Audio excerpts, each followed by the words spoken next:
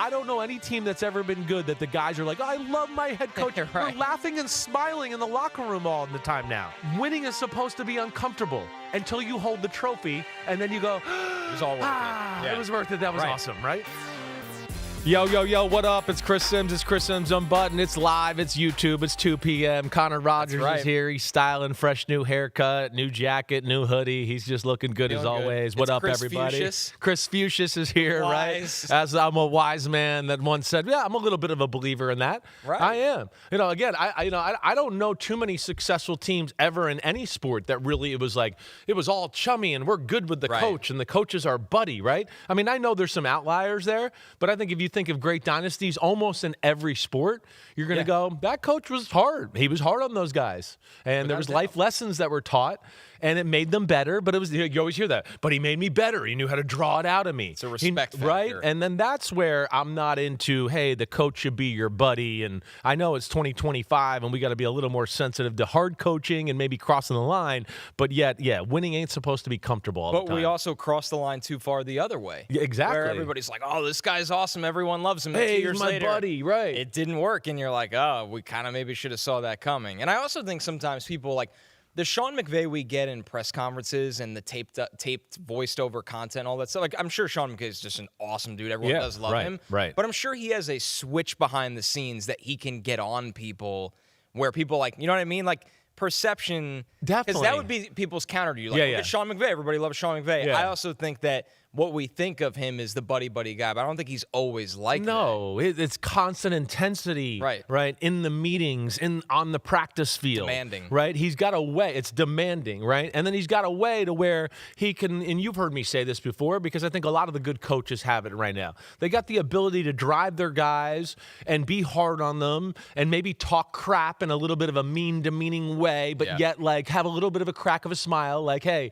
you're gonna play better this week, or you're gonna give me that crap you gave me last week, because that was, you know what I mean? Right. That's the kind of way you can get on people without having to just be a total jerk like it's 1974. There is a difference. Right. Yeah. There's a way to do it. And I think that's what a lot of the good ones right now have, right? Whether it's Shanahan, it's McVay, Andy Reid's got it. I think Sean Payton's got it, as we've talked about. Ben Johnson, Dan Campbell, right? All of those type of guys, and I know I'm missing other ones, but, I think Vrabel's like that. There's no question. I mean, he's like I always tell you, reminds me of my dad's old coach and Bill Parcells. But like we said yesterday on our live show, I mean, you go through Pittsburgh, Chuck Noll. I mean, Terry Bradshaw hated him. Right. He's still bitter at him. Right. They won 4 Super Bowls, right? You get into Bill Walsh and the 49ers. Joe Montana's the man. He's one of the GOATs of all time. He bumped heads with Bill Walsh all the time, and Bill Walsh benched him in the year they went to the Super Bowl for Steve Young. And it was never like, oh, you're the best, Joe. Oh, gosh, you're the best, right? Yeah. That doesn't happen. Jimmy Johnson, we know he was tough as hell, right? You go through it. Brady and Belichick. Right. You get to Pat Riley and the Lakers in the 80s. Yep. Magic Johnson will tell you he was sick of them at the end. He couldn't take it. Every day was like, drive us into the ground, work us hard, right? And then, of course, you get into Belichick and all that. So, Confucius, there I am. All right, I like it. We're going to have a lot more Chrisfucius, I think, going forward. A lot of commentary in the chat folling your chatter about my jackets. Yeah. I appreciate the chat. Todd Thomas did say I had a grandma jacket on recently, and that's you're gonna miss. Right. You're not gonna what jacket was a grandma jacket? I don't remember that. I don't know either, but maybe one with a little floral pattern, reminds them of their grandma's Let me just tell you, Connor is like, he's in the know. He's in the in. I'm the old nerdy guy that might be wearing the grandma. He's like clean. Mr. Cool Bleacher Report back in the day. City. He's got friends in the city. He knows all the trendy styles. Yeah, I'm simple old man now. We balance all each other black, out. All gray, all blue, whatever. That's all I do. We balance each other out. That's why we're the best of friends that anyone can have. So we are live here on our Tuesday show, as always, at 2 p.m. Eastern Time, so you can get in the chat. We'll read some comments. We'll have a lot of fun. Somebody in the chat already, Kay Gemma, Chris said, Chris Simms and John Gruden used to butt heads. Of course, right. And I'm sure Gruden butted heads with every quarterback he's ever had. Oh, yeah, definitely. Talk about demanding. But again, demanding, yes. I mean, even the year before I got there for the Super Bowl, right? They won the Super Bowl the year before. That's right. And, to that point, too, we didn't butt heads. We didn't. He butted my head, and I said, yes, sir. right? I just was like, okay, I'll do better. And he brought the best out of me in a lot of those ways. So I respected that, Now, was he a guy maybe that crossed the line every now and then with certain guys? Yes, and I think that's why he didn't have a lot of people that stuck up for him in Tampa when he did get fired, because I think there was moments where other guys realized, like, wait, that went far. That was almost like he was personal there, right? And I think that's where he might have lost the locker room a few times in those days. As we always do on Tuesdays, we got the film review today. The Cowboys defense, the adjustments against the Eagles. We're going to talk about the Chiefs comeback against the Colts and how they blanked that offense in the fourth quarter and overtime. But this one, that's a good one. T-Rock Dog said Connor has style. Simms is old stoner dad. Yeah. I mean, I am. I hope I'm like cool old stoner dad, right? I am that. I mean, but because I am, I wear some cool sneakers and do some stuff like that. But yeah, I'm pretty simple, man. And especially, what changed me is waking up at 5:30 in the morning to do PFT. Where at first I was like, man, I'm wasting a lot of time every morning trying to figure out what the hell I'm going to wear. Less is more. Right. And I just started to go, I got to make it simple for myself. And that's really kind of where my style came from. Usually the most successful people in the world just have like one template of an outfit. That's kind of what I do. They wear every day because it saves you time. I've literally looked at, like, when I look at, okay, here's like, my wife's very into fashion. I look at like, Armani dress, right? Like literally Armani or Tom Ford. Right. Okay. And when I ever see them, they're kind of just like, my wife always used to point, look, they're simple. Like, he's wearing all black. He's wearing all navy blue, whatever. And I'm just like, you know what? That's me. Classic. And I'll just do that. It works for you, Chris. Don't let anyone get you down. Thanks, dude. Thanks, We got the Week 12 Monday Night Football recap to kick things off here. The Niners beat the Panthers 29 in kind of a game that, despite the mistakes from Brock Purdy, Chris, it never really went anywhere. Isn't that crazy? Like, there was not a moment where I was like, here it comes. It's going to turn. It's going to turn. The control of the game, 4 drives of 10-plus plays and 6 minutes of time of possession for the 49ers, if you're wondering how in control they were. I guess if you're going to shake off rust with Brock Purdy, this is how you'd want to do it, where they weren't threatened. But it was pretty ugly at times, Chris. Really ugly. I mean, I think that was really the key to the game, was the fact that he made those mistakes and then Carolina never capitalized. 3 interceptions, right? All kind of bad, but Bryce Young follows one of those up, but 3 plays later, throwing a horrible decision in the end zone. To me, that was the whole that kind of changed the game. You just couldn't afford it. That's your moment to where you go, wait, we can take control of the game here, get a little momentum, maybe get them into a style of play that they don't like necessarily. And then, of course, they didn't capitalize on another interception where they had a short field, and I think they ended up getting a field goal there. But, yeah, Brock Purdy, even last week in the Arizona game, he had a few plays where we talked about that game, but he had a few plays in that game where he got lucky, where it was like, oh, that should have been an interception. You got lucky. To the stats. Right. It just didn't get in the stats. Now, the thing I do love, right, about them and everything, I mean, did you hear Shanahan at halftime? Shanahan at halftime, again, this is what a good offensive coach does. There's not panic. We're not going to blame it on our quarterback. Right. He justified it with going, the decisions weren't bad, right? He didn't have a problem with the decisions. He just missed the throw or didn't make the appropriate throw, right? And that, to me, also lends itself to the quarterback being able to come out in the second half and not being like, man, the coach doesn't trust me. He's got a look in his eye now that he doesn't want to run the offense the same way, right? And they didn't do that. And Purdy and them kind of hit the ground running in the second half and just continued to take control of that football game. But it reminded me a lot of the first matchup the 49ers had with the Rams. Right? Ejiro Evero, the defensive coordinator for the Carolina Panthers, came from the Rams. Of course, right? Yeah. So he runs that same Raheem Morris, Mike Shula scheme where you look at the stats, right? And Pete put it in here with four drives of 10-plus plays and 6-plus minutes of time of possession. If you remember that Thursday night game in the first game against the Rams, that's what the 49ers did. We came on here going, man, Mac Jones just threw it 5 yards here, 6 yards here, 5 yards here. A lot last night was very similar, except the 49ers have the run game going now, too. It looks much better. They got it going a little bit. I think it's the Kittle effect to an extent. It's beyond that. I agree. I think it's the Kittle extent. I think it's them getting their center back 2 weeks ago, right? That helps them. And we talked about their interior part of their O-line, not very good, right? Yeah. But the center is definitely the best of those 3. So that, I think, of course, helps them out. I totally agree with you, though. The Kittle effect, it's not only just the straight run game stuff. It's the, wait, Now they fake the run, and we've seen Kittle come behind the line of scrimmage and kick a defensive end out or kick the 3 technique out who's engaged, right, with an offensive lineman when they're running the zone scheme, right? They showed that a few times last night, right? So it's those plays, but then they tie him together with little play actions and boots where he comes back out the outside, or they run some other play action where he gets to the second level. And I think that also, to your point with Kittle, kind of affects the safeties and the linebackers in the second level a little bit to not really have a good feel for what the hell's coming when the 49ers get rolling like that. It felt like with Kittle, too, because Brock throws the 3 picks really early, and then he just leaned into throwing to Kittle and McCaffrey. Yes. Because it was like I have my big intermediate target, and he even missed him a couple of times, and then I have McCaffrey in the short area. Ricky Pearsall wasn't involved in this game. No, Juwan Jennings was solid, as he always is. Right. But it was really thrown to the running. I mean, McCaffrey had 31 touches in this game, 142 scrimmage yards. Of course, he gets the rushing touchdown. I guess the question is people are going to ask Chris, and we're going to hear from Kyle Shanahan first before we dive into it. Right. Is this workload for McCaffrey sustainable? And Shanahan was asked about it after the game. I mean, I think he's always successful when he gets his touches. I don't think that's been any different probably since he was playing Pop Warner football, you know. And he's always been very durable. You know, he's been able to avoid again a bad injury. And being able to avoid that's allowed him to keep going. And it's, I mean, he really makes our pass game go. You know, when things aren't there, just how automatic he is on the checkdowns and stuff underneath allows us to stay on the field a lot. And I think it's one of the main reasons we have so many 10-play plus drives.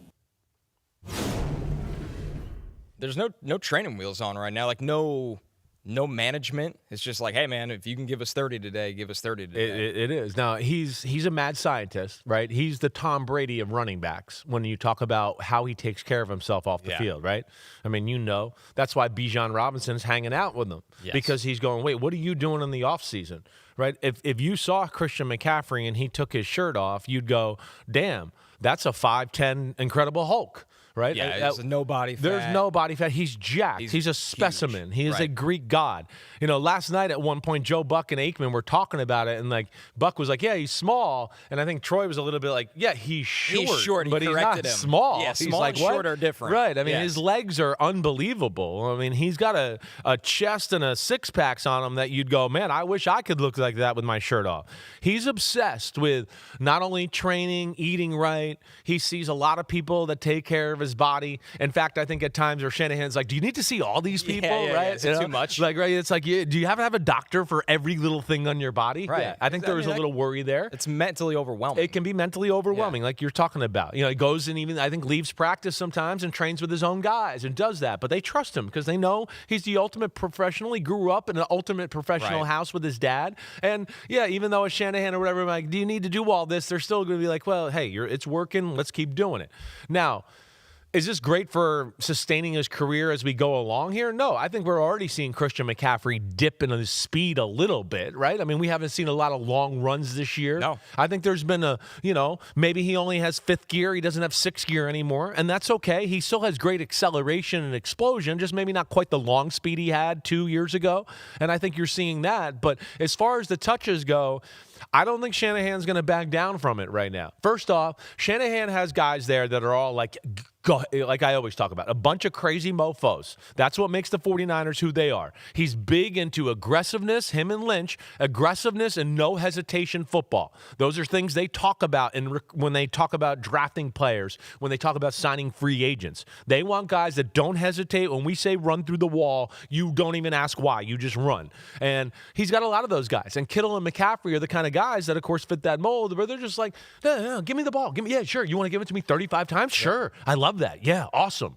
Right? So, is it sustainable forever? No. But is it going to be sustainable for this year and continue this year? I do think so. We know they have problems at receiver, right? I don't think it's injuries. Exactly. I don't think Pearsall's totally himself yet. So within that, Shanahan's the master at featuring players in his offense, and at least now he has two.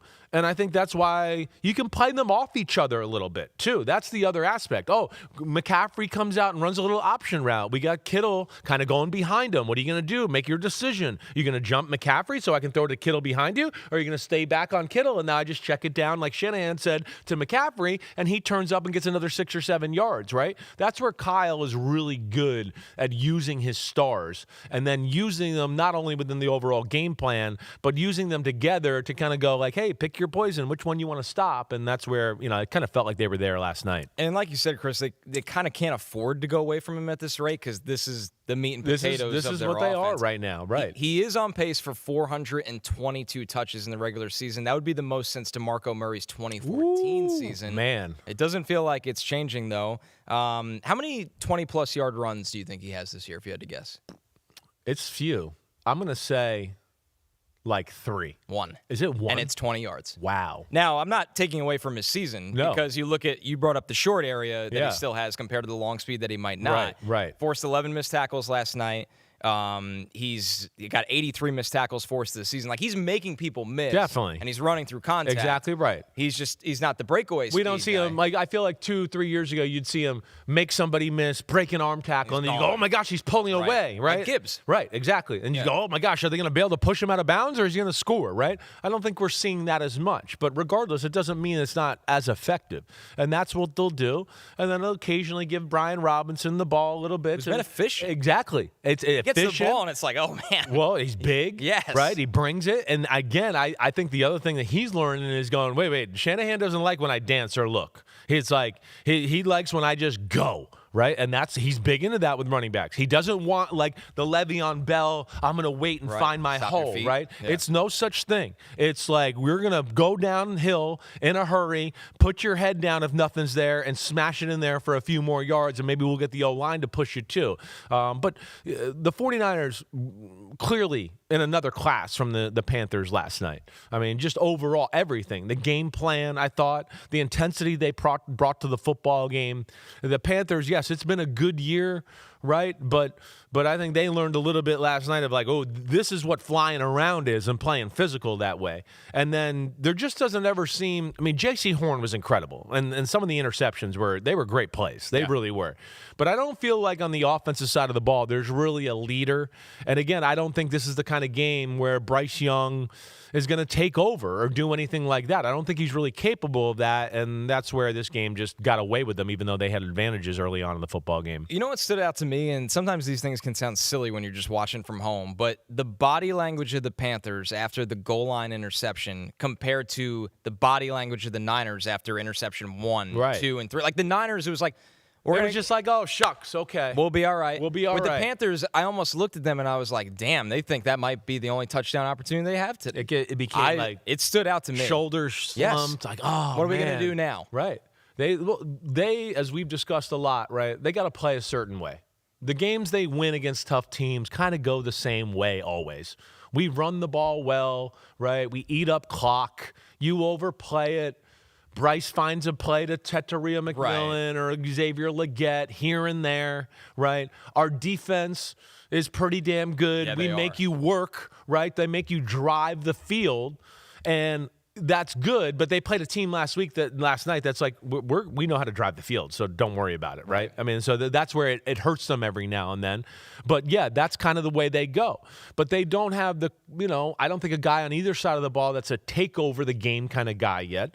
And Bryce Young's going in the right direction, but I don't know if he's ever going to be the take over the game type of guy, right? He just doesn't excite me that way.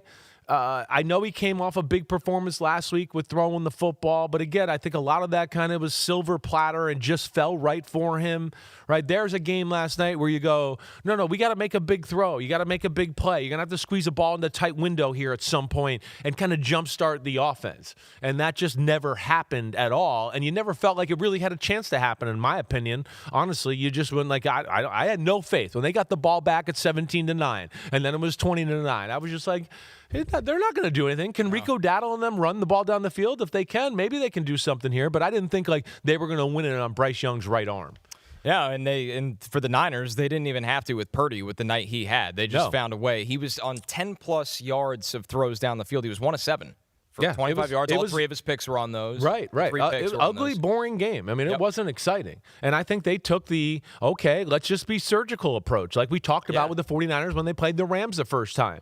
You know, the Carolina Panthers don't like to play man-to-man. They play zones. And a lot of times they are a team that will rush 5 and then play zone behind it. And it's just that's not good against Shanahan, because Shanahan's going to figure out how to block the 5 fine with his 5 linemen. And then also at the same time, now you got less people in the back end, and Shanahan's going to know how to spread some of those zones out and get a guy to sit in the middle of it and be open that way. And that's kind of felt like the approach they took. We'll take 5 yards here. We'll take 6 yards here. We'll take 5 yards here.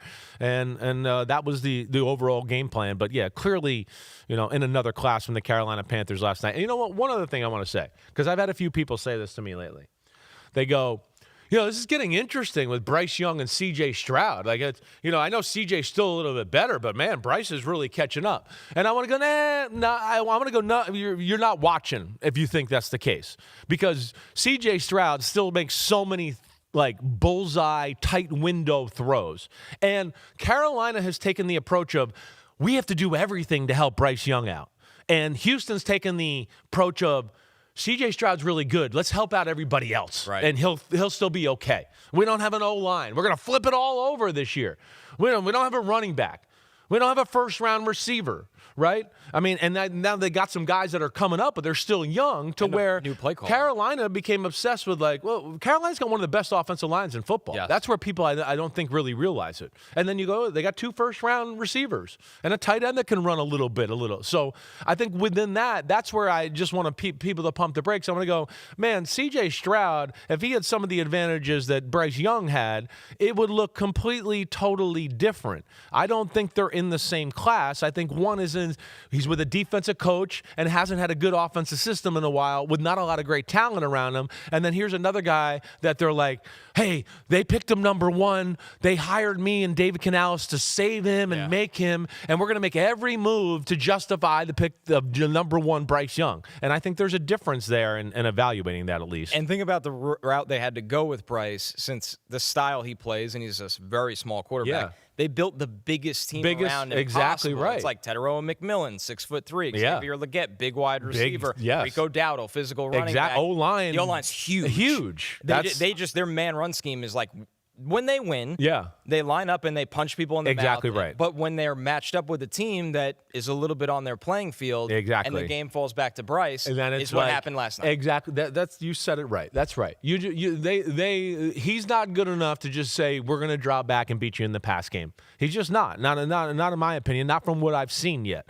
Right? And I know there's some outlier games here and there and whatever else, but I would tell you most of those outlier games are that team had to sell out so much to stop the run that it's looks that I would go, no good quarterback. C.J. Stroud hasn't had this look in 3 years. Like, it's not fair, right? But either way, Carolina's still in this. We know they're a team that's, you know, building something there, and they're in the playoff hunt. But I don't look at them quite yet to be a playoff caliber football team. I think that's my bottom line. Let's get to the chat here a little bit. Yeah. Nicholas Trentini asks, Chris, who would you start right now, Brock Purdy or Mac Jones? Ooh, listen, I would go with Brock Purdy. Right. That's also a hard switch to pull. Exactly right. Well, they're invested in Brock Purdy, right? Yeah. I mean, they've made up their mind. He's their quarterback. He is.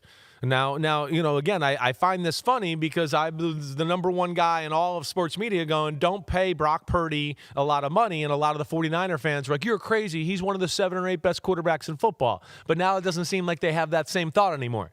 So, but no, you go with Brock Purdy. I do think Brock Purdy, at the end of the day, one, the team believes in him. I do think he has better playmaking ability than Mac Jones. And I think he's, you know, overall still a better player than Mac Jones, right? Now, that just shows you Shanahan and Mac Jones is very good and worthy being in the starting quarterback conversation, and he's in the right system. You could see he can have a lot of positive things. But no, they love Purdy. They paid Purdy. They're going to go with Purdy, and, you know, he's like you kind of said, just knocking the rust off here still early after missing a bunch of games. Right. He's been dealing with an injury all year, an injury that probably isn't going to just magically heal this year. He's just going to have to manage it. So, you know, hey, let's go through the interceptions, right? The one in the end zone that Mike Jackson got, right?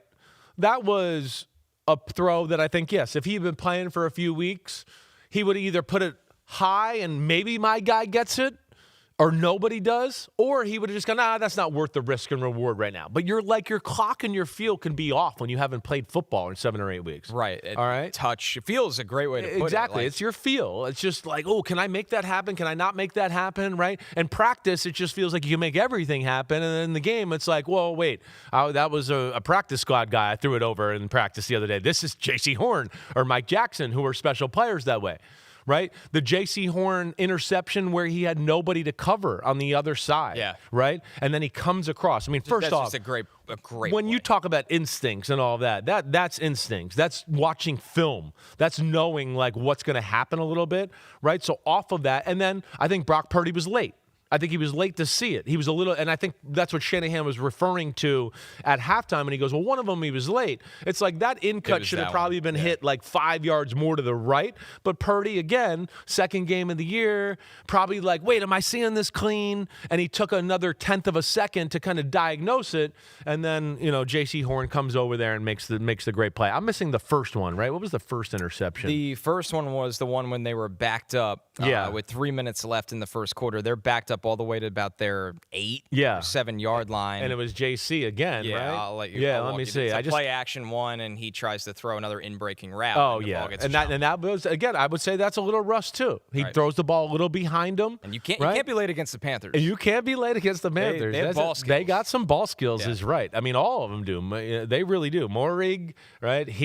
Jackson, we saw last night. And, Horn's I mean, that was player. phenomenal by Horn. I think because he was hurt for a while, people forgot how freaky, like how talented Horn is. Definitely. When he's right, he's better than Sauce. He even has better moments at times than Surtain. He's just not healthy like those guys. No, he's not. And he's a guy that's definitely been better than I thought he was going to be coming out. I questioned, again, a little bit like whether he could turn his hips and play man-to-man. He was and a all that freelancer stuff. in college. He was a little bit that way. Yeah. He was a little grabby, too, at times. He was very physical. He's found it right now. And then I guess when your dad's an ex-NFL wide receiver, you should have good ball skills. He does have that. Yes, and you can catch the ball. This one on the Panthers from Omer Gowdy, TJR. Panthers still won't give Dowdle the full workload because of Hubbard's history with the team. Agreed. Dowdle needs to get the ball a lot more. Agreed. I think that's right. Hubbard being the higher draft pick, a guy that I think they thought he was the future. As the contract. Exactly. But Dowdle, you see, I mean, at least to my eye, I mean, when Dowdle gets the ball, there's definitely another gear and also another level up in strength and power compared to Hubbard. I like Hubbard, don't get me wrong, but I agree. Rico Dowdle's the guy, and I thought that's a little bit where they dropped the ball last night too. I think they let the 49ers and all their 8-man fronts scare them out of the run too quickly. The 49ers and some of these Seattle scheme teams, you can't be scared by the numbers. They'll play 8-man fronts, but they're really just looking to drop out of there and pass coverage. It's not like a true run-stopping 8-man front all the time. And I thought they were a little quick to abandon it and maybe become too pass-happy. Let's put a ball on this with the ceilings of each team, because now it gets really interesting. The Niners have maybe the sneakiest 8-4 in the NFL. Yeah. They're just kind of like ho-humming along and winning. They're the number 7 seed. That's what 8-4 gets you in the NFC. You're the 7th seed and 1.5 games behind the Rams for the division lead. But it feels like, I mean, number one, Chris, we knew going into the year the schedule was favorable towards them. And they are slowly starting to get right in a lot of spots, especially if Purdy can kind of shake some of this rust off as we look at the playoff picture right here. Yeah, I mean, they got to, they of course are a playoff caliber team. They got some work cut out in front of them. I mean, some of the injuries we know that they had, right, took away some of the guys that you and I are such big proponents of. You got to have some big-time playmakers to make some big plays in big moments, right? You lose Bosa, you lose Fred Warner. I mean, you got no receiver right now. That's that guy. That's what you worry about. That's why I don't put them in the Super Bowl window. But I say, yes, playoff team. And do I know playoff team where I look at it and go, man, like, just like Kansas City, no one's going to want to see San Francisco coming into town week 1 going, wait, they know how to play playoff football. It's Shanahan. We know he can game plan as good as anybody. So can Saleh on the defensive side of the ball, right? That's going to be scary to them. But getting there is not necessarily going to be easy. Listen, the Browns game this week is scary. It's scary. When you got to go to Cleveland and play in that, it could be a windy day, and you make 1 or 2 mistakes on offense, and it's like, We're losing 14-6 to the Browns, and it's hard to ever get a point against the Browns. So that's scary. Okay, they got the Titans. I know and they should win that game. But then Colts, Bears, Seahawks at the end? These are games where everybody thought, oh, well, they got a last place schedule, right? And it's like, well, it's the NFL. You don't know what's going to happen. And I remember Shanahan early in the year, he told me, he's like, schedule, whatever. He's like, but we got some teams on there that are like, people don't think they're good, but I think they're going to think they're good by the end of the year. And I was like, I hear you. And I think this is what he's referring to a little bit. Last three. Exactly right. The three teams that fit that mold perfectly are the Colts, the Bears, and the Seahawks. They got to be careful this week. This is a game, again, where like they lost to Cleveland a few years ago, the year Cleveland went to the playoffs and the 49ers went to the Super Bowl. They went there to Cleveland and lost. Schwartz will do some stuff where Shanahan won't be able to crack the code, right? Schwartz will do take some tactical chances where you go, I can't believe he did that right there. But he'll be like, I got to. You got too many things you can do here. So that's where it's scary. And then, Shedeur makes one big play or whatever, and all of a sudden you're it's like. loud in the dog pound. Exactly. A windy day. All of a sudden we can't run. Now Brock Purdy might not be throwing the ball good in the wind. That's kind of what happened last time. That's where it's scary. I mean, I'm telling you, when you play Cleveland right now, I'm almost like, hey, maybe just kneel the ball most of the game. And just don't let their defense ruin the game for you, because we saw even last week, they're capable of doing that. We're going to talk about Shedeur at the end of this podcast, his NFL starting debut. But for Carolina, they're sealing Chris. They're 6-6. Yep. They're only a half game behind the Bucs because the Bucs have been reeling lately. So the NFC South, which is always very grabbable for a lot of teams right now. I mean, the Saints are obviously out of it. The Falcons have spiraled out of control.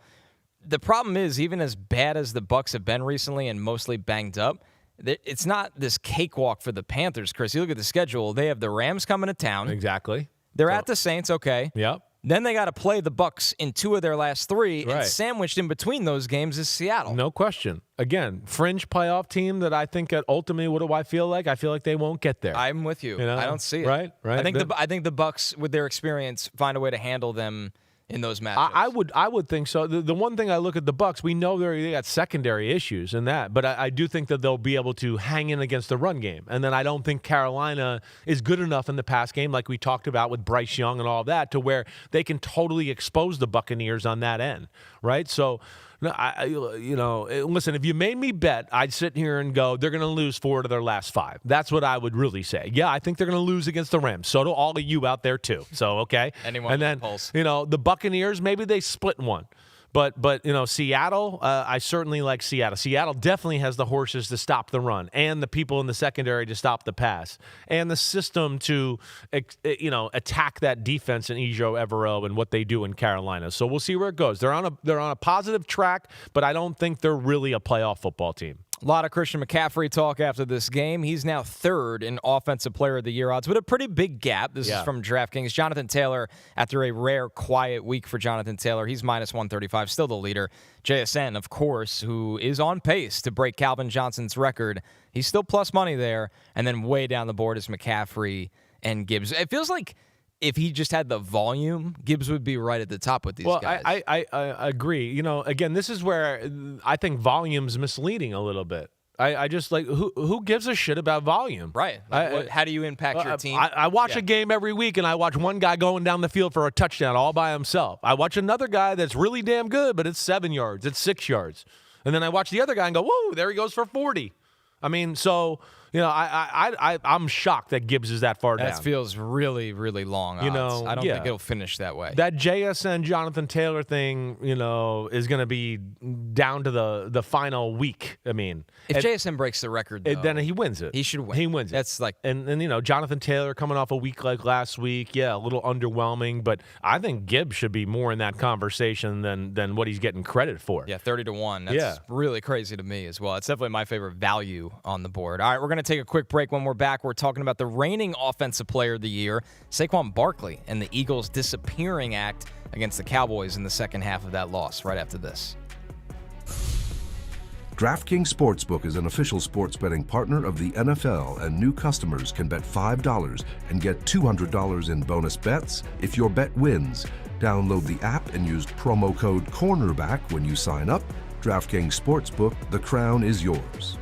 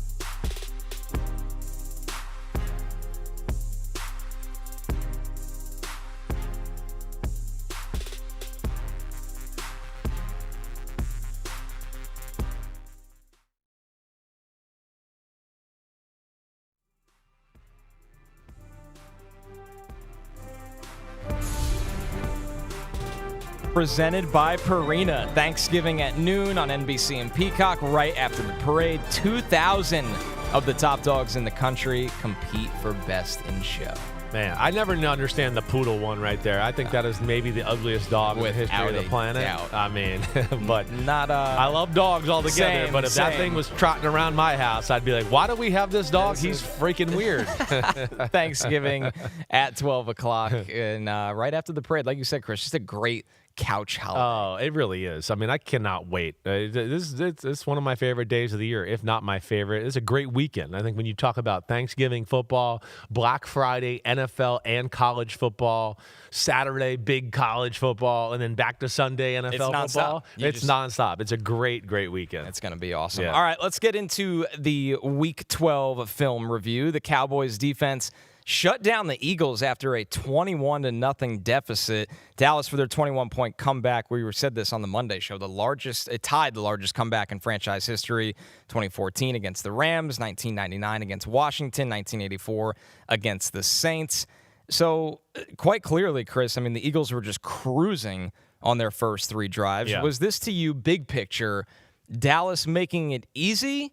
Or would you say it's just the Eagles just completely kind of crumbled? No, I feel like more of it was Dallas making it easy early on in the football game. And then they changed some things up, and then you saw the results here. And the Eagles, again, they're not complicated on offense. They don't adjust all that well when you start to make adjustments with them because they don't have that many plays. So it's like what they have is what they have. They don't go, oh, let's go to this part of our playbook and start to do it. They're not one of those football teams. As anybody that's watched this show and watches you and me, they're a little underwhelming that way.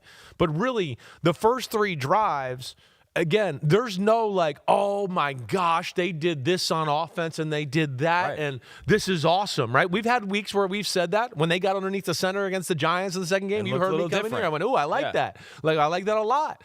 But this wasn't the case here. This was more of the case of all the throws you saw to A.J. Brown early, right? Devontae Smith one-on-one, unbelievable catch down the right sideline, all of that was just really the Cowboys being really basic and playing off coverage, almost like they were like, we just don't want to let them have a big play. And then it was like, okay, but A.J. caught it for 6, and then he ran for 7 more, and then he caught it for 5 and ran for 7 more. Like, we can't let that happen. What are we doing? So that really was the kind of the key early on, right? And you could see here. I mean, Let's get right into it. There we are. I mean, this is the looks they kind of got early on in the football game. First quarter, 11 minutes and 21 seconds. This is a 2nd and 4. Look at how far they're like on 2nd and 4. Here's the first down. Just go ahead and get it. So, I mean, he goes out there, he runs a little hitch route, and boom, hey, it's first down, right? So that's one example, right? We got some more, right, Pete, coming up. Devontae Smith's 41-yard catch. Drive. This is the third drive. Beginning of the second quarter. Again, this is a 3rd and 12. Again, and you could see they're playing off, again, just to have our point. But at the end of the day, the other point I just want to make here is, again, the offense wasn't necessarily delivering plays. It's just one-on-ones on the outside. And, yeah, the DB kind of when he gets to like 10 or 12, I think he thinks, oh, wait, he's going to stop at the sticks or whatever. And he kind of just hesitates for a second, and Devontae runs by him. And then Jalen puts it up there, and Devontae made the great catch where his feet went over his head and all of that. But, yes, these were a lot of the looks you got, right? Now let's look at the change. Let's look at the change. This is when it was on easy mode. Now we're going to go to the 4th drive. So the first 3 drives, dynamite. Right. The 4th drive, this is the first play of the 4th drive. So clearly the Cowboys came out, Chris, with 5 minutes left in the second quarter, and now they started to change. Look how it just looks so different to the eye test right away. Right away. Here you go. You can see there's 5 people at the line of scrimmage, okay? The secondary has all moved up. We're not going to give A.J. here at the bottom of the screen just, hey, free access here, 7 or 8 yards if you want them, right? So they stopped doing that. They want to press up top, too, but it's a little bit of a bunch set, so you can't press that way. But either way, they're all moved up, right? I think that's just the bottom line. And when things got harder, too, what the Cowboys did, not necessarily was bring 5-man pressure. They played a lot of 5-man fronts, of course, to protect them for the run, but also a lot of these times somebody dropped out. And it just added enough confusion for the pass game or the run game to be like, wait, who's coming, who's going and doing that? It wasn't like they reinvented the wheel. If you had to tell me the two themes of what Dallas fixed after going down 21-0 was it just that they pressed up on the receivers a little bit more and they messed with the fronts a little bit more. Linebackers standing in the A-gap, dropping out, blitzing, somebody else drops out, whatever, right? And that was enough against, again, a team that we know is very simple on defense or offense and doesn't have a lot of answers that way. And it's still fair to say that this is Jalen Hurts' struggles in this. Definitely. Well, let's go to the fourth drive again. Right.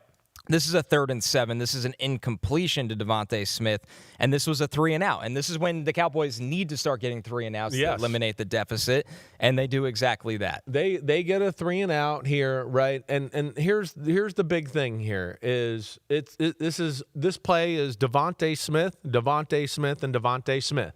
Okay, I'm going to show everybody he's right here in the lime green shoes. Okay, and when you hear last week like people in Philadelphia media, right, talking about, hey, he doesn't do the things that were talked about in the meeting rooms and in the offensive meetings when they talk about throwing the ball on rhythm and, hey, he does it in practice and but then the game comes and he doesn't throw the ball on rhythm on the first hitch or the second hitch and he plays his game, right, and all that, which is a bullcrap statement and a bullcrap thing.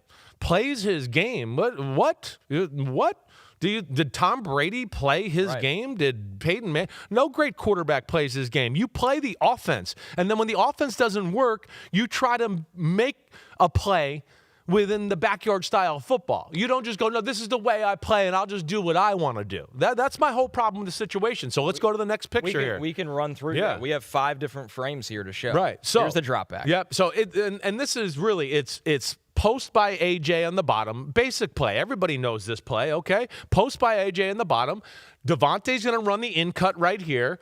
Dotson's going to run the in-cut right behind him, okay? But as we see here, first off, you see this. You see Goddard's running a little shallow cross. You can see right now, he's about to break here at the 34-yard line. You could see there's a window here. There's a window, right? Okay, so I know you don't have to throw it yet, okay? But at the same time, in the next 1/10 to 2/10 of a second, he's going to be rounding in here, and it's boom. Okay, here right away, this isn't open. The safety's deep. They're playing to stop the deep throw, okay? So he knows that. He's looking at that. The second thing is this. I mean, you saw in my notes. When they rushed 4, it was embarrassing. Embarrassing. I mean, he had all day. On this play, he has all day. In the second half, he's got all day on every play. Every quarterback in football would be like, man, can I have this much time to throw a football and make a decision and look at the field? So here we are now. Now, I don't know what he's looking at. The pocket got better, by the way. The pocket got better. Part. We're 4 seconds into the play, and there's still nobody within 5 yards of Jalen Hurts. 5 yards. Okay, and I'm sorry, AJ ran the out route, all right? So he didn't run the post route. So again, he's not open. We know that.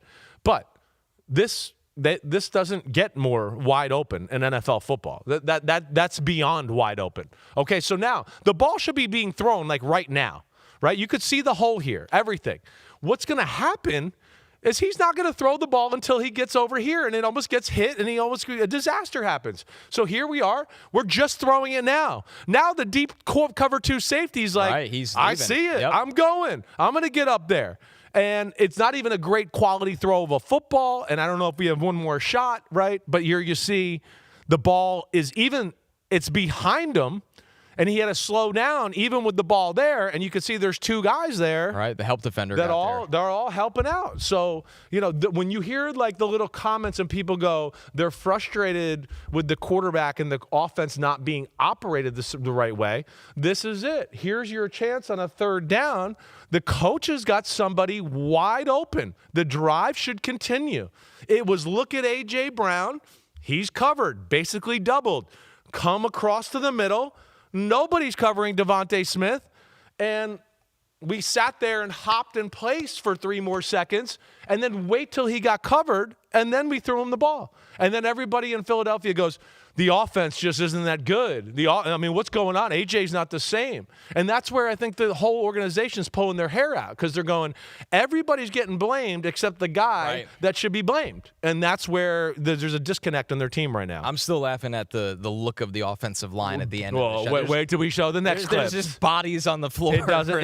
It's constant. For the Cowboys. So this isn't, by the way, this isn't just cherry picking one play. We have another play and we have a lot of plays, really. Yeah, these are the three that were easy to pick out. Yeah. Let's go to the fourth quarter now because now it's like the pressure's on. You got to start answering here. It's not time to just play it safe anymore. This is a 4-yard completion to Devontae Smith on this with 10 minutes and 20 seconds left, Chris.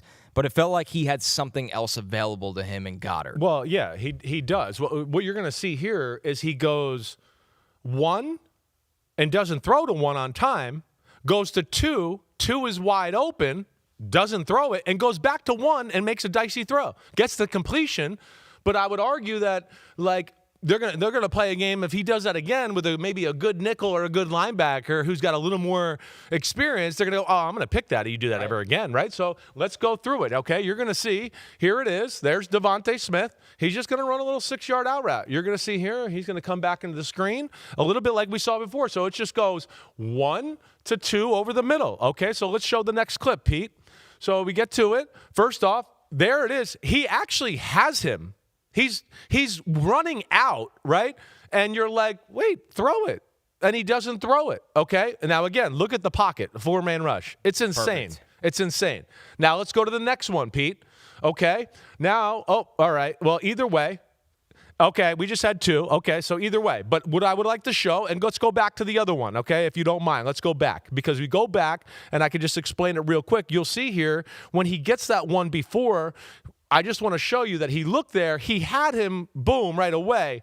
But he comes back after being in this position, and Goddard is wide open here, wide open. And it's going to happen about a split second after this. And he looks at it, he doesn't throw it, and then he goes back to Devontae Smith. The point being, yeah, you got 4 yards, but you probably should have had a first down and then some. Maybe more. Because Goddard's going to turn it up. You could see the safety's back is turned up here because he's worried about AJ. So Goddard's going to catch the ball and run up the field. And again, if you saw this on video, you'd go, oh, man, yeah, that might be a 15, 20, breaks one tackle down to the 5-yard line type of gain. Instead, we take a risk and squeeze in a ball for 4, right? And again, what I would tell you is that ball should be being thrown right now. Devontae Smith should catch the ball somewhere between the numbers and the sideline and then turn upfield and be one-on-one with number 6 Wilson because Deron Bland's back's turned and he's running with A.J. Brown up there. So, again, not good offensive play right there by the Philadelphia Eagles. It feels like from these, he's waiting to see people open and then throw it. He's never, ever throwing someone open or giving them a catch-and-run ball as they're open. Never does that, and I think he's a rush watcher. That's the only thing I can do, too. He looks at a guy, and then he kind of looks down, and he's like, wait, can I run? Do I need to run? Do I do that? And then he kind of looks up, and it's like, wait, I don't know what happened now. And then it's like, then it becomes more of a pause because it's like, wait, I got to kind of figure out where everybody is once again. I think that's what's happening, but either way, yeah, that's frustrating. And we got another one here from the fourth quarter. This is with 8 minutes and 52 seconds left, and this is another short completion, a 3-yard completion, but Devontae Smith gets open on this play. Devontae Smith gets open here, okay? So let's show it here. We got here Devontae Smith in the slot up top, okay? All right, let's go to the next clip here. We're going to say we got bunch. It's an empty formation. It's a very similar concept to what we saw before, right? There's Devontae Smith. Okay, he could throw that and hit that there, right? I mean, it's there. It's the slot out. It's 1st and 10. Get 6, 8 yards. It's the same concept as we just saw. This is what the play for. It's outside guy, clear the guy out so he can run an out route, and we can get an easy 6 or 7 yards. And it looks like he's reading that side of the field. Just like he was before. Right. He looks at it, but there's like an unwillingness just to pull the trigger and throw the football on time. And again, if you're a receiver, Devontae Smith is like, what the heck? Oh, man. I'm wide open. Off of that, I'd like to say again, the second read is Goddard over the middle, who's sitting here wide open. So open now that he's actually going to start coming back and waving his arms like, throw me the ball. I'm here. This is what we practice all week. 1 to 2. Right? Again, nobody in the universe around the quarterback. Nobody. There's no excuse not to be able to go boom to boom. None. You can't go, oh, coach, I had pressure flash, or, oh, there's people around me. And then the coach goes, oh, okay, I get it, why you did it then, right? But he goes there, and he throws the ball right here, I believe, to Saquon Barkley. That's Darius Cooper, exactly right. But he gets tackled immediately. Exactly. Where I would go, no, Devontae Smith probably would have got the first down. Goddard over the middle definitely would have got the first down. Instead, they got 3 yards. And they have another play like that. You saw, I had a bunch of other plays written like that as well. This is just what we picked out from your notes. So that's where I can't sit here and go, Dallas played anything crazy different. This is where we talked about yesterday.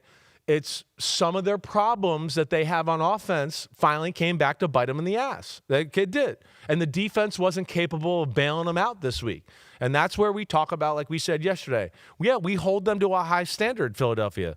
They're the most talented team in football, and we think they could go to win the Super Bowl. There's no doubt about that. So, them, the Lions, all those type of teams, we hold them to a different standard. Without a doubt. We get it, but that's the standard you've set and what we expect. And this is just dicey to get where you want to go if your offense and your quarterback are playing like that. I think it's a standard they clearly hold themselves to when you hear how vocal guys are after the game, especially A.J. Brown. People could make jokes about it as much as they want, but I don't think he's doing it to create drama. I think he's doing it because he knows it.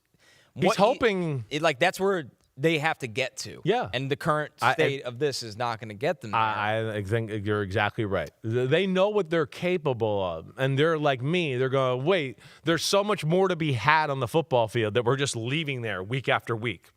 And that's where they get frustrated. And, of course, that's why they go through these moments of being really stale on the offensive side of the ball. Does Saquon look any different to you physically, or do you think it's kind of blended into this offense has no creativity, teams are preparing for him, and he just can't get going? Yeah, I think it's a little of that. I can't sit here and tell you I feel like he's, to McCaffrey's extent, lost a step. Yeah. Right? I don't really see it that way. I think the crazy thing is I got the sense as the game went on, Philly was like, screw their run game. Screw it. I mean, Dallas, excuse me. Screw it. There was a lot of plays, and I think I wrote in my notes at one point, that I got the sense, I don't feel like Dallas was overly scared of the run game. Here's the stat for you. When they ran Saquon into a box against Dallas where they had 7 or less in the box, he had 8 carries for 14 yards. That's less than 2 yards a carry. That's crazy. That's crazy. They couldn't run on a light box. They couldn't Dallas, run. And Dallas was like, we don't care. They didn't care. I mean, first off, they're not very patient with it right now. And this was, again, a game where we kind of waxed poetically about their offense a few weeks ago because I was going, I love the pulling linemen and the I formation stuff and doing that. We got into the whole, we're just going to run inside, outside zone again. That's the only 2 run plays we're going to run. And I think Dallas was like, hey, we got enough talent up front and our linebackers now, right? We're pretty good. We're not going to overextend ourselves and worry about it. We're going to prove to us you can run the football before we start playing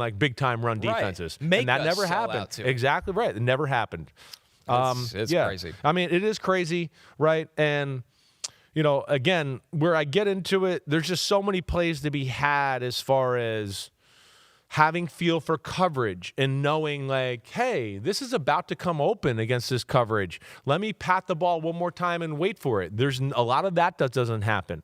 There's not a lot of proper movement. A lot of the times when you see Jalen Hurts get pushed out of the pocket and he runs to the sideline and throws along the sideline, I would tell you the pocket was fine. He just had to step up in it, and he'd have been fine. But instead, he escaped the wrong way, and it became an ugly play. And I think people on TV go, oh, he got pressure there. And I'm going to go, no, it's the best pocket I've seen for anybody ever, except he just didn't step up into it. So that's where bad offense, bad QB play, and a splash of creativity with the D fronts and a little bit tighter in the secondary, and that was enough to throw the Eagles off for the next 3 quarters of the football game. So the Dallas defense finds a way, and Dallas comes back in that game, much like the Chiefs defense found a way against the Colts in the 4th quarter and overtime. What did the Chiefs do, Chris, to switch up their game plan, or even did they? Because they outscored the Colts 14-0 in the 4th quarter and overtime. I think the real notable one, though, is they outgained them 236-18 in total yards in that same span of time. 4th quarter and overtime, this was a completely different game. Yeah, it was a completely different game. The Chiefs' offense, we know, really throughout the day, move the ball. They made mistakes, right? I mean, whether it's the interception, the fumble going down, not being able to score touchdowns in the end zone, having to kick a field goal. But if you're going to really go back and go to it, you go, man, the Chiefs move the ball all day consistently. Surgical, as we said, right? Surgicality. Yes. That's what it was. 91 freaking plays on offense. I mean, that doesn't happen in the NFL. It's ridiculous. That kind of just tells you that they were 5 yards, 6 yards, 5 yards. And in the fourth quarter, that's where I think the Colts, when we talked about yesterday, when all the man-to-man coverage, and you told me, half the plays were man-to-man. I think they were like, we're sick of getting dink and dunked, right? And then they got them, though, you want to play man? And then that's when they started to hit those crossers and crossing people up that way, right? So that's what happened on the offensive side of the ball. The defensive side of the ball with Kansas City, it reminded me a lot of the Lions' offensive game against Kansas City Chiefs. One of the things we talked about in that game was, I don't know if 2 tight end sets are the way to go against Kansas City. 2 tight end sets and condensed sets, right? To where, okay, we got 2 tight ends to this side, and then the 2 receivers to this side are close to the tackles as well, right? And a lot of offensive coordinators love to do that because, yes, they can pressure you and cross you up and, fake a run, and this receiver can come behind the line of scrimmage, right? And we can throw to Michael Pittman there after the bootleg or the play action pass. They can do some of their RPOs that way, right? Play action pass. We peeked in the backfield and this tight condensed set, and I took one step up, and no, Alex Pierce now is running by me, all of that. But the Chiefs are the masters at it. The Chiefs are the masters. I told you before, I said, the Chiefs have played the 49ers in the Super Bowl, who invented the condensed sets for their whole NFL and all the things Shanahan does. They've seen it. They know how to defend it. They got all the rules and the checks and everything. Once you have 2 weeks of preparing for stuff like that, it usually sticks with an organization for a while because they just know how to play it and do it. And that, to me, was one of the themes of the game I think you saw in my notes, where I was just like, wow. They're going to go 2 tight end sets, condensed sets, and let Spags be creative here and blitz corners off the tight splits and, blitz a linebacker off the edge who looks like he might be covering the tight end or whatever else. And then all that crossing stuff or bring somebody behind the line of scrimmage. The Chiefs are smart. They're coached up. Even though they're playing man, they know in certain formations, if this guy runs across the formation, I won't be able to stop him. So they look across the field and they got a signal like this to let you know, hey, he comes across, he's your guy now, and I'll stay over here, right? They have all that stuff, whether you're above beyond the line of scrimmage or even behind the line of scrimmage, right? Here's Tyler Warren over here. I fake the run here. We're playing man-to-man. Tyler Warren's coming out this side now. The defense end or the linebacker knows, he's my man now. He goes and gets him. They're seamless like that. And that's they continuity all in the over. defense. Exactly right. Well, let's take a look at it. Yeah. Specifically the condensed sets that you said played into the Chiefs' hands. This is a Daniel Jones incompletion to Jonathan Taylor. There's 12 minutes and 49 seconds left in the second quarter. This is 1st and 10. The Colts are at their own 38. So and my point, and my point here is 2 tight end sets just allow Kansas City more ways to be creative with fronts and disguise because there is less things to worry about in the pass game. Again, to me, when you spread out, there's more space, there's more things here. When you're all together, one guy can almost cover 2 at sometimes. Right. Or you can go hey, let's just play 3-on-2, and you get the first guy that goes out, I'll get the first guy that goes in. Guy that's deep, just protect us if they go deep, right? And they do that. And that's what you're going to get here. Again, you're going to see here. This is what I'm talking about. There's a lot of this right here. And this is where they love it because it's he can blitz, he can blitz, he can blitz, he can blitz, right? If they get down here and decide to play man, he might play man, he might blitz off the edge. This is what Kansas City does. So you're going to see here a little 2-man route combination. And then when they go out here, you're going to see Kansas City's all over it. They're great. They're great. Now, he throws to Jonathan Taylor after he fakes the run here, and he should have caught the ball. He drops it. But again, I just wanted to show the example of they're not running this play to throw it 2 yards to Jonathan Taylor. They're running this play to get Tyler Warren and Alec Pierce in a position down the football field. So let's show this, guys. Here we go. All right, next play. Petey boy, there we go. Okay, so there's a little play action fake. Okay, you could see right now they kind of made it look like man, but it's not going to be man, okay? All right, and you could see eyes are in the backfield. He's paying attention to him, certainly, but it's not man, and keep going here, Pete, next one. So next one, now they get down the field. Look, Tyler Warren went inside. They had people there, and there's McDuffie going, oh, you want to come outside? Oh, I'm here. And then they got a safety deep just in case somebody, Alec Pierce or somebody ran the post. A lot of red in that secondary. Lot of red. Like, we knew where you were going to go. There's not that many combinations in this formation, right? So they're all over it. Now, you could see, too, and then within this, they confused them. They're getting pressure on them. With four, right? But they kind of faked the blitz, and somebody came out. Karlaftis came out, too, right? So he was at the end of the line of scrimmage, and one of the linebackers came. So here they are able to rush 4, but still get to the quarterback, and then have somebody at every which way you turn downfield. And you can see Jonathan Taylor, he probably would have caught this and got a few yards. There's no doubt about that, because I think Karlaftis is wrong and should be over here somewhere. Yeah. But regardless, I just hope that shows everybody this was one of the themes of the day over and over again. Well, and the purpose is not that Taylor dropped it, but that the chaos it created for Daniel Jones. Exactly. That's the point. Like, you could tell he looks like rushed. Limited route combinations, and then when you play those sets, they can disguise blitzes and so much, because it's like, wait, is it run defense? Are they blitzing? I don't know what the hell they're doing, right? And that's, to me, we talked about it a few weeks ago. Detroit made the same mistake, and I feel like Indianapolis made the same mistake here. And something you often say when the Chiefs defense is rolling with Spags is they can master the calculated risk, Chris. We have another play. It's a Daniel Jones incompletion to Josh Downs. This is a 2nd and 12.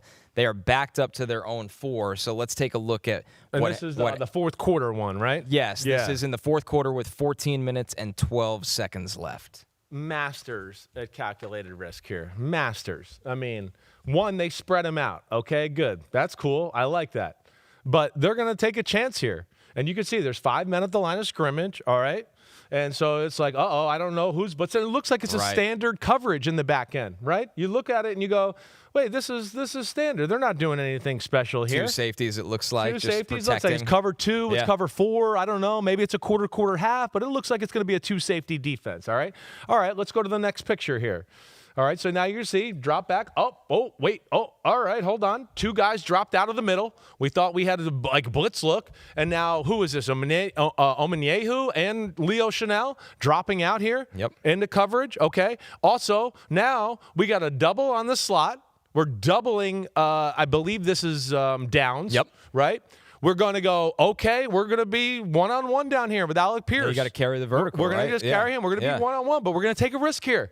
All right? And then within that, because we felt like they might try to throw the ball 5 or 6 yards here, so we're going to just stop the 5 or 6 yards. Hopefully they don't throw a post or something, because what you're going to see, too, is it basically plays like cover 2. Cover 0. They're doubling him, and they're doubling Michael Pittman. It's almost like a double bracket. It's like a double bracket. That is like, bold. You don't see a lot of that. Exactly right. So go ahead to the next picture here. Okay? Next picture, you see, right? They got everybody. They got nobody in the middle of the field. Nobody. Okay? They've basically played U2 squeeze Michael Pittman. Omenyehu in the flat against him, and they've just played cover 0. No safety, no free safety. It's just this safety man-to-man on Tyler Warren, right? So it's, in New England, we called this cover 77, where there's 2 doubles somewhere. Okay. Right? But it's cover 0 with doubles. And you can see there's no safety. They decided to double the slot down here. They doubled Pittman up top because they felt like, they're going to 2nd and 12, try to get a 6 or 7 yard completion and get back into 3rd and manageable. Take it away. Right? And so they said, screw that. We're not going to let them do that. I love it. We're not going to let them do that. And that's where, again, when I talk about calculated risk, right, that's a special thing because, Pierce can get if Pierce runs a post, if the slot here decided to run vertical and post, they're not ready for that. They're expecting him to sit down. But I bet you in their studies and preparing for the football game, they don't do he that. never does that. And maybe nobody does it over here in this kind of set too. So they go, let's do it. Let's dial it up. Nobody in the middle of the field, no safety. Let's double 2 guys. Let's not let them have the cheap 5 to 6 yard completion. Keep them in 3rd and long in their own end zone so we get the ball with good field position. And to further prove your point, with them backed up, Daniel Jones' internal clock is probably like, I don't have time for a vertical pass concept. Because if I take a safety here, that's the worst thing I can do. You're nervous. You're nervous. And then we saw the set they had at the first snap, right, where it's like, wait, who's coming? Who's blitzing? I don't know. So already you're thinking, I don't want to take a safety. But again, these are little things that go unnoticed because what happens? They don't convert on third down the next series. And then Mahomes got the ball at midfield and they went down and scored and the game was 20-9 and they made it 20-17 right there with that calculated risk. And that's why the Chiefs are scary. Right? That's why they're scary. That's why they'll be scary if they get in the playoffs because they'll take some risks like that where you go, wait, we got a good game plan, and they'll do some stuff where you're just like, oh, my gosh, well, we have nothing for that. We didn't expect them to have the guts to do that in that situation. The last thing, their ability to pass people off in different zones. Yeah. This is a Daniel Jones incompletion to Tyler Warren. This is with about 5 minutes and 45 seconds left of the fourth quarter. It's a 1st and 10 at midfield. How good are they at their communications and passing people off? They're one of the masters. Like you've heard me say with McDermott and Buffalo, right? You know, they're the kings of sometimes like I don't know what coverage this is, but it's a bunch of freaking dudes dropping where they're trying to throw the ball, right? And you're going to see here again a little bit I don't love these formations against the Kansas City Chiefs. They know how to play them. When you got 3 receivers kind of all in the same area, they know like the combinations that go against them. So here we see, go ahead. Let it play, Pete. We got a tight end to the left. Okay. They max protect, which they did a lot of the day. I was going to say. A lot of like stay in because they weren't sure who's blitzing or who going. Right. So they handicapped themselves to a degree by like, let's always help out a little with the tight end. But now you're only running a 3-man route. They're always losing the numbers game. Every screenshot you've showed me, there's been more red than white on significantly more red. Exactly right. And now right here, okay, they're going to run, and I'm hoping I'm remembering this right. He's just going to continue vertical, which is cool, okay? We're going to have him kind of run to the post, which he's going to be here. And you could see 27, right? That's Connor, right? He's going to wait. He's just waiting for sitting on Tyler Warren coming out in the corner route, right? So let's go to the next picture here. I believe I'm right here, but there we go. So, okay, again, we left him. And we told him, he probably knew all week, like, hey, when they get in these sets, he really only runs a go route, maybe a comeback. So just be ready for that. And you can see he's pushing him to the sidelines, and then he can run. We know that. That's Joshua Williams, I believe. It might be Watson. I think it's Watson. Okay. But either way, there's that. You could see Pittman going to the post. Brian Cook's like, here, I'm waiting for you. Come on down. And then, okay, we got this here in Bolden who's carried him up just in case he ran the cross, right? And even if he ran the cross, he was going to carry it, make it difficult, and he's going to be there for it, right? But either way, now he's breaking out. Bolden will hit the brakes just in case somebody's coming back in his area. And here's 27 going, hey, you want to throw it? I'll pick it off. And then we got somebody like Drew Tranquill in the flat waiting for Jonathan Taylor anyways. So that's what I mean. Condensed sets, putting receivers all in the same area. Look at the final shot. Right? I mean, the final dangerous. Shot, exactly right. It should have been picked off. It should have been picked easily off. They played it perfectly. So that's what's the beauty of the Chiefs. Big game football. We know they're creative on both sides of the ball, and defensively, when you play some of those formations and sets, they're tough to beat, let alone we know Spags is so creative in his game planning and figuring things out anyways, and just got some big kahunas to take a calculated risk every now and then. So Mr. Jabberwocky asked, so the Colts got out-schemed. Wasn't really Daniel Jones going pumpkin mode, or was it a little bit of both here? I really can't say it wasn't going pumpkin mode. Yeah. It wasn't. He missed a throw or two during the game. Like there's no denying that. But I think a lot of quarterbacks would, because the Chiefs created chaos for him. To a little bit to where he's like, wait, nobody's open. Who's blitzing? Who's coming? We can't run the ball, right? So it became tough sledding. I would sit here and tell you, like, I don't put this on Daniel Jones. You know me. I'm always one that, like, if I saw a bunch of people open and we're not throwing the ball, I'd be the first one to come in and go, what the hell is he thinking today? We just did. And we would have been showing it. Jalen Hurts. Yeah, exactly. Right. We would have been showing it. When it happens, we show it. Right? So, it was more good game planning. And to me, one of those where I think the Colts came in thinking like, hey, this is what we do. We run these condensed sets and do all this. And it's just a little bit like, I know that's what you do. But this is the team that's won 3 Super Bowls in 5 years. They know how to play this a little bit. And I don't think you can just stick with this is what we do type of thing against this Kansas City Chiefs. I think you got more success with the Chiefs when you spread them out a little bit and get them a little bit more into where, we can't pass people off. We can't disguise quite as easily, right? We can't bring a corner blitz because your receiver's really close to the tight end or the tackle, right? And that's to me where the Colts kind of went wrong in this one. Any worry about defenses catching up to Steichen this year, or do you think he'll have an answer for watching this film? Like you said, it's very clear the Chiefs knew exactly what they wanted to do. I know. I don't think nobody, Spags and them are special. Yeah, that's right. true. So that's where you might be able to take a few things from it. Right. But again, some of the stuff they do is intricate. And like you discussed, years of them being together and being in so many big games with these type of offenses where they've been exposed. And then the next time they play them, they go, hey, we got to have a call when they get in this formation and do this. Right. Like we got to be ready. So that's where they're special. Not everybody has that in their defense. That's why he's a special defensive coordinator. And I do think, too, like, Shane Steichen, from everything I've seen in him in coaching, he'll have an answer. Like if they play again, he'll go, man, I can't do some of this stuff. And he's going to need to have a few zigs for his zags, I think, anyways, going forward, because we know some teams will try to steal what the Chiefs did here. The Colts still have 2 games against that Texans defense. That's going to be fascinating. And they can do a lot of what we just. They're amazing. 3-on-2, 4-on-3. Right. Pass this guy off. You wait for him to come inside. I'll wait for him to come outside. I'll be there deep if they go deep. That they're the masters at that. I mean, I know I've said there's 3 teams being masters right now, but they're also up there with Spags and the Chiefs. We're going to take one more quick break. When we're back, we still got more film to get through. Shedeur Sanders' starting debut. We're breaking it down after this.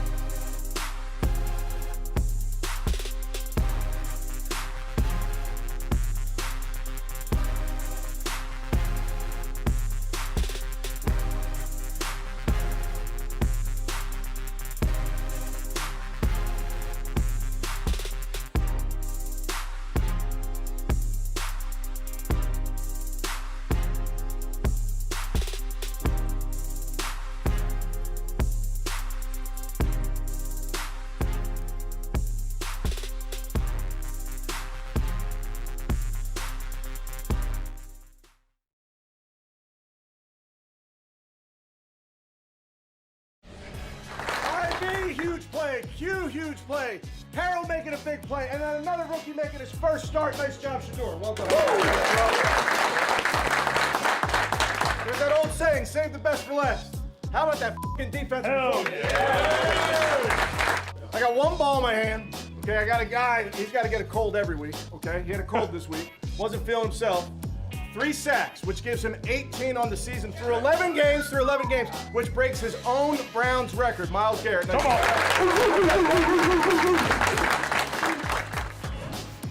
That was Kevin Stefanski giving out the game ball on Sunday. Shedeur Sanders gets the win in his debut. We said this Monday. He's the first quarterback to win his first NFL career start with the Browns since Eric Zaire in 1995. But Myles Garrett gets the game ball. Some think that Shedeur should have gotten it because he's the rookie quarterback. They did win the game. Is there anything? Does anyone ever look around after a game ball presentation and there's bitterness? No, I would be really surprised. I doubt Shedeur thought he was going to get the game ball. You're a rookie. You did some good things, certainly. Yeah. There's no doubt about that. But they didn't win the game because of Shedeur.